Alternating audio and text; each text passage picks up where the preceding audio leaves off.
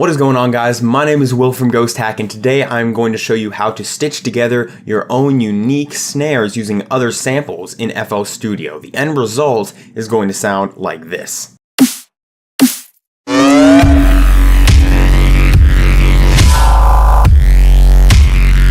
Alright, so what I'm going to do here, I have 4 samples that I have chosen, and I like individual parts of those samples uniquely. I think I can stitch together these 4 snares. These are from Drum Hero 2 from Ghost Hack. I think I can stitch together all 4 of these snares into one snare by just separating each snare into its own part and then mixing them together. So I've organized it this way. I really like the very sizzly high end of this one. Obviously, like, I can do some equalizing and compressing and stuff like that. I'll do that to every single one of them. I like the main the main tail and high end, mid to high end of this snare. I like the kind of clappy tail, low mid range that you hear in this snare. And I like the body, the bottom of this snare.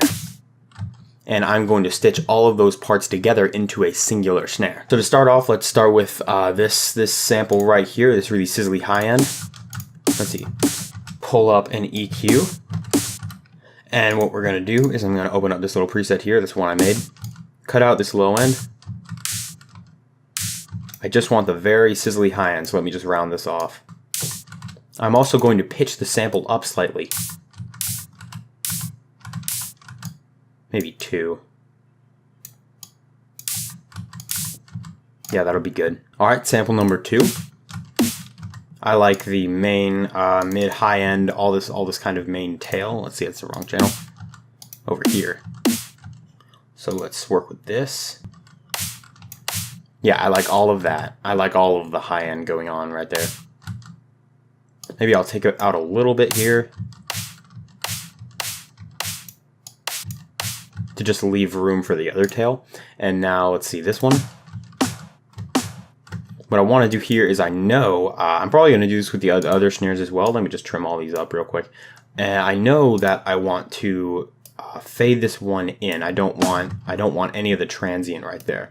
So let me just highlight this area, and then I will automate the volume. Let's see, paste value. Let's just fade this in.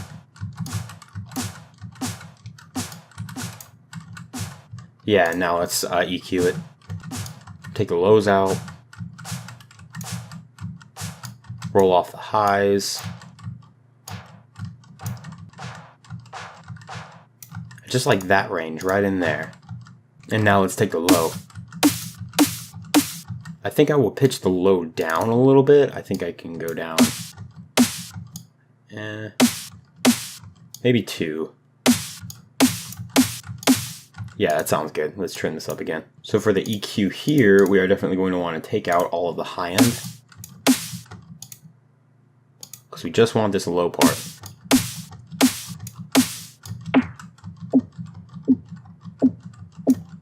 Let's round it off a little bit.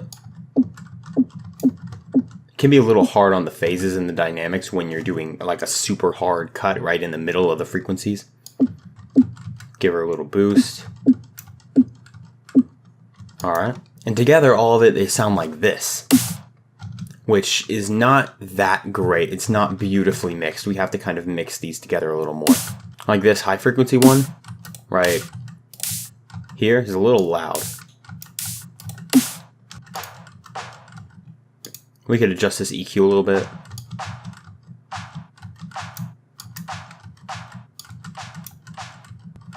Make it stereo wide. That's starting to get there. Low end up a little bit. This can be EQ'd as well.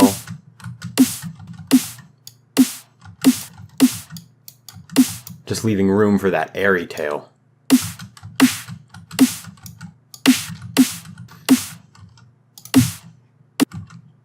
Let's fade out this sound right here. I think it kind of cuts out. Yeah, that just adds a little more body. This versus this.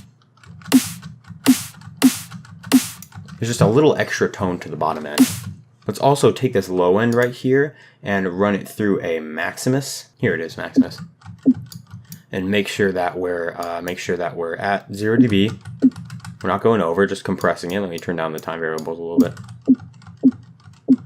And also that we are completely mono. You always want to make your low end mono for the snares. You can have a little bit of stereo in the tail and the high to mid range, but low end being mono is it's a good thing to do. What I'm going to do with this high end is it's a very sharp fade out. I want to fade it out just a little bit smoother. So I can just do that here. Let's see if that works.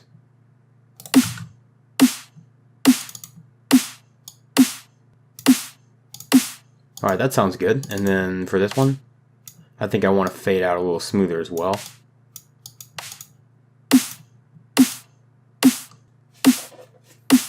It's definitely getting there.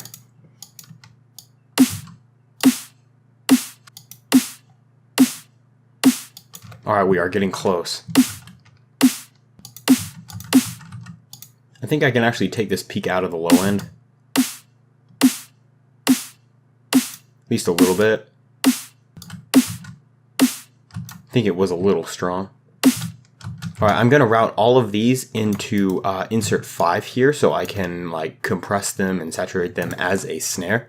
So let's route into this track, and now they are all routed. Let's also make sure to unroute them from the master, otherwise we'll hear them twice and we don't want any of that. So alright, so now we have the whole snare. Let's throw an EQ on this. Let's just kind of round this out. I usually like to take away a little bit in there. Okay. Now as far as compression goes, you can get very, very fancy with the compression, but I feel like this snare so far is blending together very well. I think it works as a snare so far pretty good. So all I'm going to do is just throw a simple sound goodizer on it. Just kind of glue it together. I like it. It has a really clicky transient, which I really like. And this sound goodizer is just going to compress, saturate a little bit, and increase the stereo width of the snare that we have going here. Again, the low end is going to be completely mono. We made sure it was all mono, so there's no stereo width to get spread by this sound goodizer. Alright, next up, I think I'm going to add a wave shaper. I don't think there's too much more I need to do with the snare, but what I'm going to do, you can see where the snare is hitting. About right there, so I'm going to bring this dot over here and kind of hear when it starts distorting. It starts distorting about here. You can hear the distortion, so I'm going to pull it back a little bit. Now you can hear the difference. That just kind of brings out the transient and really sharpens it. It makes it a little crisper. Now we can go back to something like the EQ and kind of work with it.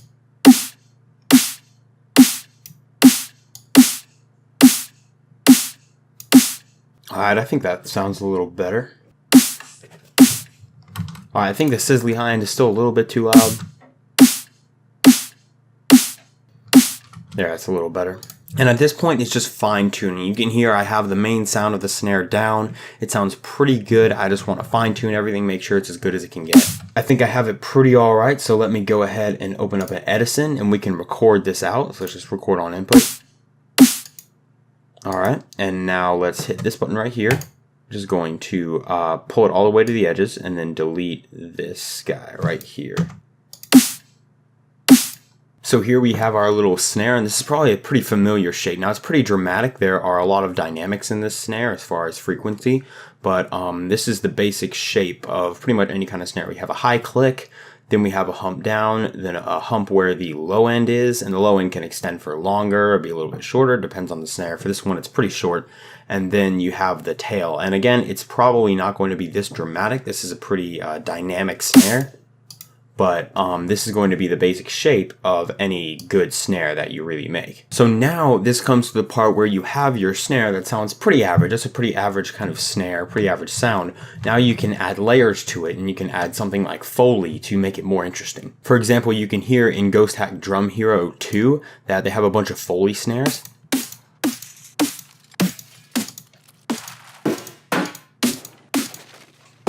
where they just layered a bunch of foley sounds together to create some really unique sounding snares, and they're really fun to use, and they make it very interesting in pretty much any part of your song. It adds just a little bit of unique touch. So let's try doing that. Here I have some sounds from a trap pack from Ghost Hack.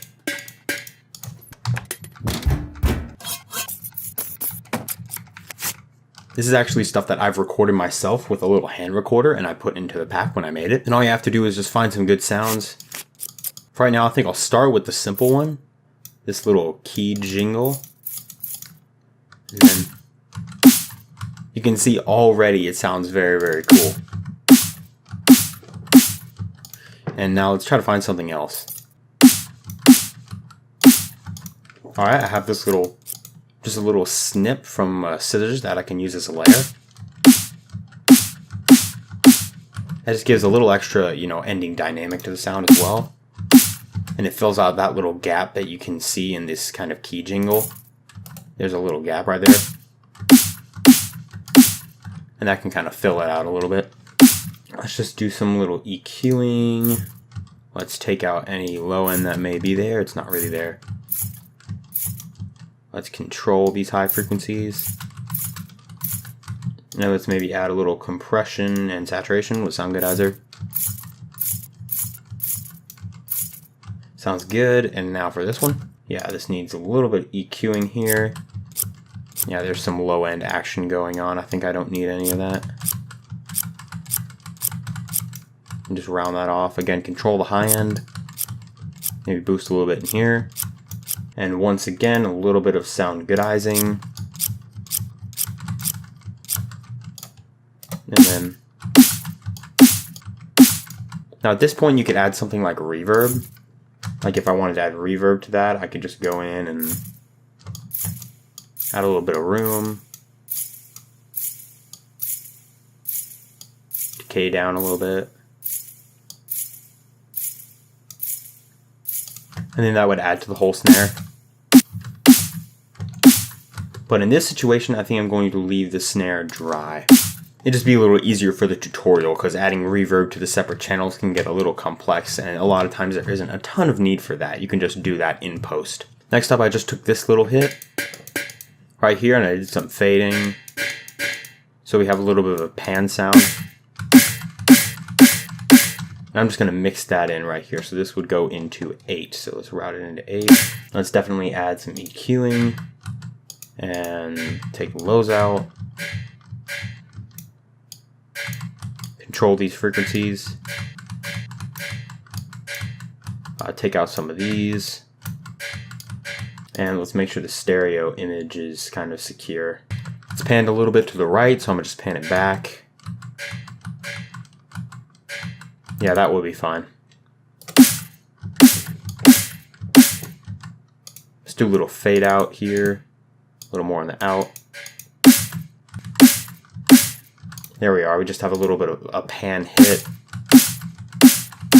To kind of back up the snare. Now, pan hits are very common in like heavy genres, such as like death step and stuff like that, but it can be very nice to just add a subtle pan hit just in the very background. To just add to the foley. It can be a really good natural sound. In this case, I'm just going to put it really low. Just gives it more tonality as well. Alright, now since we added those other things on the master, I am going to go ahead and add another wave shaper. And you can see that there is no line. There's no longer, yeah, there it was, but there's no longer a line showing where it peaks. Because it actually peaks over 0 dB right here. If I turn the pre down, you can see that's where it peaks, but all I have to do is leave it where it is, because this is just acting as a hard clip to keep it from going over 0 dB. So now let's take another Edison right here and let's record this out. You can see the extra things, peeking in right there. Makes for a very juicy snare. So the two snares we have at the very end sound like this and this. Alright, thank you guys so much for watching. I hope you enjoyed this video and I hope you learned a thing or two. Stitching together other samples to make your own drums can be very, very fun and very, very easy. It is not hard to do if you have good samples. The 4 snare samples that I used in this video were from Drum Hero 2, a pack from Ghost Hack. Link to Ghost Hack website is in the description. And these 4 Foley percussion samples are from Ghost Hack's Hybrid Trap pack. Go ahead and hit that subscribe button and do not forget to hit the bell as well for notifications for more music tutorials, and we will see you in the next video. Happy producing.